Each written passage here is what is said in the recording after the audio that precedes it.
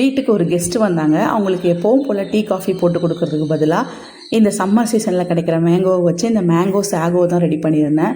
Taste ரொம்பவே நல்லா இருந்துச்சு. இதுக்கு வந்து குட்டி கண்ணாடி ஜவ்வரிசி வாங்கி ஒரு 20 நிமிஷம் ஊற வச்சுட்டு வேக வச்சு எடுத்துக்கிட்டேன்.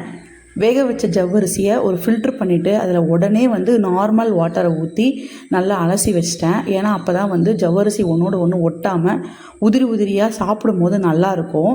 மாவு ஜவ்வரிசி வாங்காதீங்க, அது குழன்னு ஆன மாதிரி இருக்கும். இந்த மாதிரி கண்ணாடி ஜவ்வரிசின்னு கேட்டு வாங்கிக்கோங்க. இப்போ நான் வந்து பங்கனப்பள்ளி மாம்பழம் எடுத்திருக்கேன். இந்த மாம்பழத்தை நார்மலாக நம்ம ஸ்பூன் வச்சு பல்ப்பை எடுக்கலாம். பட் எல்லோரும் இந்த மாதிரி லைன் போட்டு அழகாக பண்ணுறாங்களே, நமக்கு வருமா அப்படின்னு சொல்லி யோசித்து ட்ரை பண்ணேன்.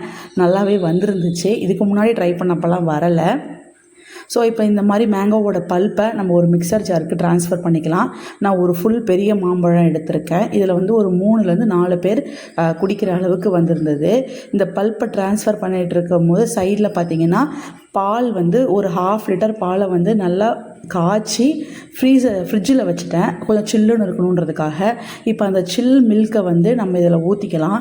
இதுக்கு பால் மாம்பழம் இதெல்லாம் இருக்கிறதுனால மாம்பழத்தோட ஸ்வீட்னஸ் மட்டும் பத்தாது. அதுக்கு ஸ்வீட்னஸ்க்காக மில்க் மெய்டும் ஆட் பண்ணியிருக்கேன். இந்த மில்க் மெய்டை ஆட் பண்ணுறதுனால நல்ல க்ரீமியாக கிடைக்கும்.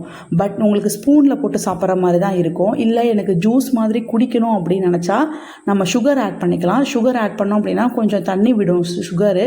ஸோ வந்து கொஞ்சம் வாட்டரியாக இருக்கும். இது எல்லாத்தையும் போட்டு மிக்சர் ஜாரில் நல்லா அரைச்சி எடுத்துக்கிட்டேன்.